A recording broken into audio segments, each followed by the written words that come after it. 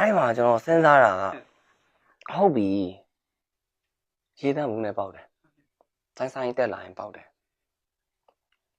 ဟာကွိုင်မဲငါ့ကိုမကြိုက်လို့တော့ပေါက်တာလူပဲကွယ်စိတ်ကတော့မြက်တာဗောဒေါသထောင်းနေထွက်တာဒီကောင်ပြန်ဆဲမလားစင်းထိုးမလားဟုတ်တယ်လေမြင်နေရဗျအပေါ်နေစီးထိုးကျွန်တော်နိုင်ပါဗျအသေးဟုတ်တယ်မလား तू ကအောက်ကကောင်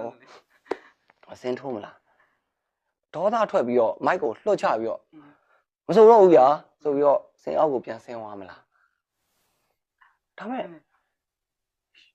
အဲ့ထက်နောက်တစ်ဆင့်ထပ်စဉ်းစားလိုက်တဲ့အချိန်ကျတော့စင်အောက်မှာပြိဿ1000က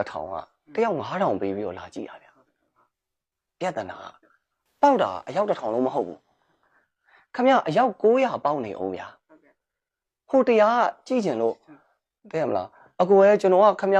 ကိုစန်းတိုင်းရှိုးကိုကြည့်ကျင်လို့ကျွန်တော်ကတငင်ကနေဘတ်ကားနဲ့လာရတာပါဆိုတော့သူ့မှာဟိုမုံမိုးလေးစုပြီးတော့လာရတယ်ဆိုရင်ကျွန်တော်မစိုးပဲဆင်းသွားရင်သွားပြီကျွန်တော်ပြောတာလေဒါကျွန်တော်စဉ်းစားတဲ့နည်းကအဲ့တော့စင်အောက်မှာပြိဿ1000ရှိတယ်900ကျွန်တော်ရေတန့်ဘူးနဲ့ထုတယ်100ကြည့်ကျင်တယ်ဒါပေမဲ့သူတို့တယောက်ကိုလက်မှတ်တစ်စောင်9000ဝယ်ပြီးကြည့်ရတာကျွန်တော်တာဝန်ရှိတယ်ဗျာသိလားကျွန်တော် professional အဆိုတော့ဆိုတော့ကဲကျွန်တော်အဲ့တော့ဘယ်လိုဖြေရှင်းရလဲမကြိုက်တဲ့အယောက်900တီးခံပေးပါဗျာကျွန်တော်နိုင်ခွက်ပဲဆိုမှာပါနိုင်ခွက်ပြီးရင်ကျွန်တော်ဆင်းမယ်အဲ့တော့အကိုတို့အမတို့ကျွန်တော်မကြိုက်ရင်ခဏလေးဟိုမှာမုံသွားစားအညောင်းညာဖြေဟိုမှာထိုင်ခဏထိုင်ဆောက်ကျွန်တော်ကြည့်ကျင်တယ်လူသူ့ခမရလက်မှတ်ဝယ်ပြီးတော့လာကြည့်ရတာလေကျွန်တော်ကသူ့ကိုဖြောပြရမှာ哦